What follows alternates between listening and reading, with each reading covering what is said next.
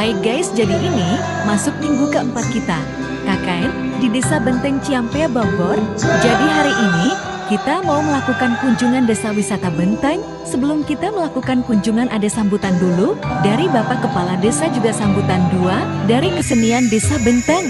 Tidak lupa kita juga disuguhi welcome drink sambil menikmati kesenian pencak silat, dan ada juga penampilan lagu Bogor guys.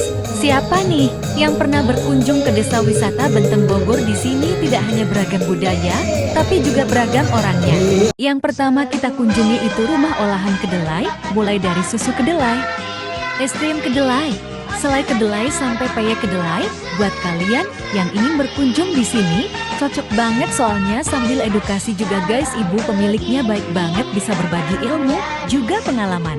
Yang paling aku suka itu susu kedelainya asli enak banget rasanya. Kalian tidak hanya bisa menikmati hasil olahannya, tapi juga bisa melihat langsung cara pembuatannya. Menarik banget kan?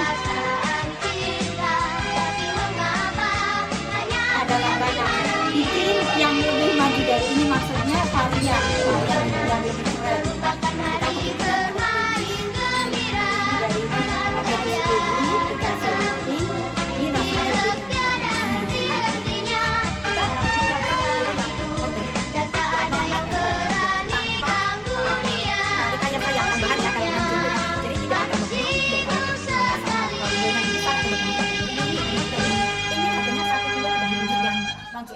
Yang di harga pasar sekarang kurang lebih 13.500 sampai 14.000 per kilonya ya. Dari 8.000 ibu punya usaha 8.000, sekarang 9.000 per naik gitu.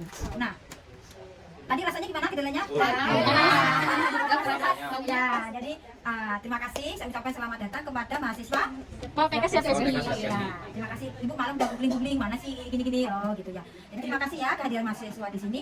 Ibu sangat bangga bahwa ibu bagian UMKM yang diminati oleh mahasiswa untuk belajar edukasi. Yang pertama, di tahun 2021 ibu menang sebagai ABDSI ya. Jadi Asosiasi Bisnis Development. Jadi bisnis ini ke depan mau diapain? Ibu belajar dan ibu masuk sebagai Grand Final. Yang kedua, di tahun 2022 kemarin ini, ibu ikut lomba tenan dan inkubasi dan masuk dalam 23 besar dan mendapatkan dana 15 juta. Ya, dan sebetulnya ibu ini mendapat kesempatan nanti untuk scaling up atau gimana itu. Nanti kita kedelai, untuk kedelai khusus di bagian Bogor ini yang punya produk sekian banyak dan memiliki tes yang beda.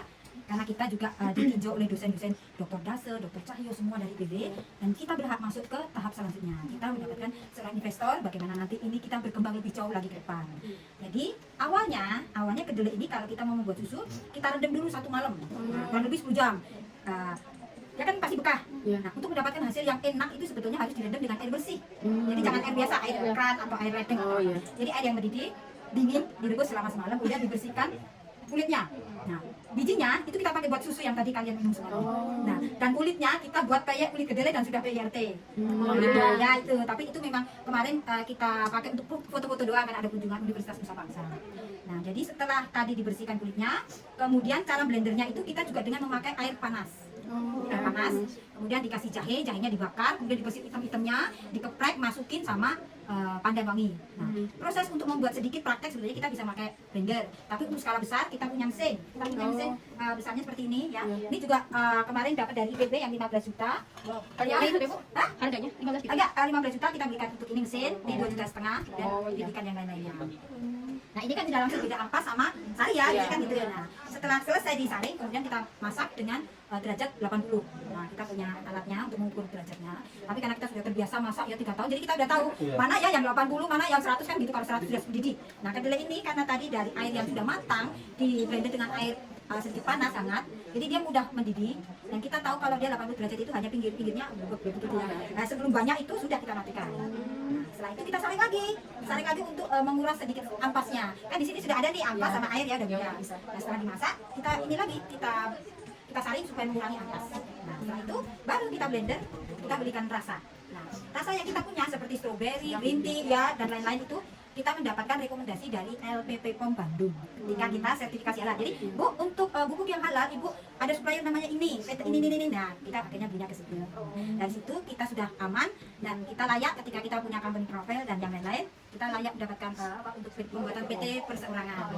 Jadi kemajuan kita setelah bisa ini, bisa itu, kita layak untuk mengajukan PT. Itu sesuatu yang buat kita bangga ya, karena dengan PT banyak orang yang mengajak kita untuk gini begini, mau nggak pinjam duit, dan pusing jadi jangan pinjam duit ya, kalau mau kerja sama gini kita boleh. Nah, akhirnya kita mempersiapkan untuk tahun ke depan di bulan Maret April kita akan kerjasama dengan IPB dengan yang lain-lainnya untuk mudah kita ketemu di sana. Dan ini salah satu ini Profesor Erika, dia kepala LKST-nya, jadi dia yang punya ini ya, lembaga kawasan sains dan teknologi beliau, dan ini wakilnya, ini bagian promosinya Pak Dewa.